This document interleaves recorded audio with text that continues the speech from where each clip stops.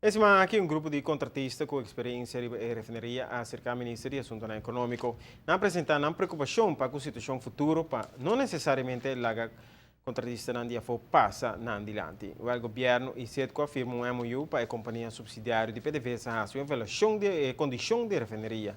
Promeco ano acaba, o governo está espera de conhecer o pensamento da companhia e se sabe que está positivo, é planificar que o start um período de aproximadamente um ano e meio para reabilitar a refinaria. Essa que unifica trabalho para diferentes contratistas. A empresa local está espera que o governo promova certo riba a importância de emplear contratistas local. No setor de trabalho, o ministro também tem seu acercamento e se certo decidir de vai operar a refinaria. A importância, por exemplo, de uma inversão grande na reapertura de refinaria para Aruba, dá que nós temos vários arubianos, engenheiros, estudiados em matéria aqui, começar a mudar no momento que o Valero será suporta na Aruba.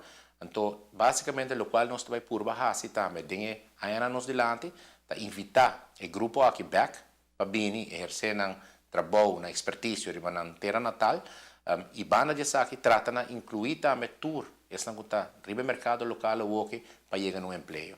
O impacto também está muito grande, nós estamos mirando que o gente lopor desfrutar do emprego de uma refinaria, e benefício de uma refinaria viaja mais também está com o salário não está muito mais alto que o setor e fona, que men for de uma perspectiva laboral, me quer que o impacto aquilo está positivo.